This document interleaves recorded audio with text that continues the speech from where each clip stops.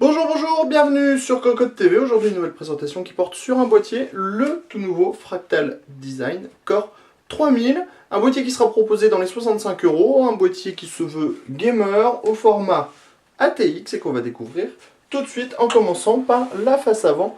Comme toujours, on trouve, et c'est une habitude en ce moment sur tous les boîtiers de la marque, en ce moment, uniquement deux baies 5,25 pouces dans le haut et une grande grille en métal mèche très large qui est équipée d'une mousse relativement épaisse et qui ne laissera donc normalement pas laisser passer la poussière facilement. Sur le dessus, on a le panneau de contrôle avec deux prises audio, le reset, la diode d'activité HDD rouge, le power on et 4 ports en USB 2.0.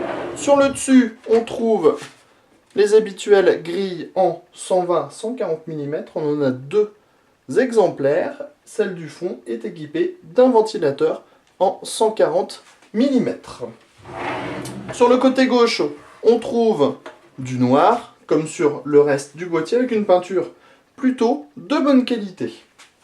Sur le côté, un emplacement pour un ventilateur additionnel en 120-140 mm, une nouvelle fois. On passe maintenant à l'arrière afin de découvrir deux passe-cloisons pour le water cooling, une grille avec un ventilateur de 120 mm, l'accès, l'emplacement de la backplate, CPU, carte mère, les 7 slots d'extension équipés de grilles blanches, et enfin l'emplacement de l'alimentation dans le bas avec son filtre qui est amovible et qui vous permettra ainsi d'éviter l'entrée de la poussière dans l'alimentation. On le tire pour pouvoir l'extraire. On a dans le bas également une nouvelle grille, mais cette fois en 120 mm uniquement et pas de filtre. Au niveau des pieds, on a de la mousse, ce qui permettra normalement de limiter les vibrations. Au niveau du châssis, pour pouvoir pénétrer à l'intérieur, on a des vis à main de chaque côté. Et il suffit ensuite de tirer les portes assez fort, on doit le dire, pour pouvoir découvrir l'intérieur du châssis. On a également le bundle, le petit cache pour mettre du 3,5 pouces en face avant. Au niveau du châssis, on a donc un plateau ATX avec de nombreux passages, un accès backplate carte mère plutôt conséquent. Ici nos deux baies 5,25 pouces au montage par vis à main, nos cages HDD avec des plateaux en acier équipés de rondelles en caoutchouc et compatibles 2,5 pouces.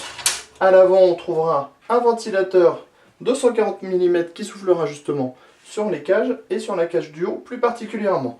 Si on a des soucis de place, on pourra retirer les cages. Celle du milieu est amovible pour pouvoir laisser passer des grandes cartes graphiques. Pour le reste, on a notre ventilateur de 140 mm dans le haut, nos différents slots d'extension au montage par vis, notre ventilateur de 120 mm, l'emplacement de l'alimentation dans le bas, avec des patins en caoutchouc, ce qui devrait là aussi limiter les vibrations. Pour le prix, ça présente plutôt très bien, et on vous promet un test très prochainement sur Cocotte Land. A bientôt!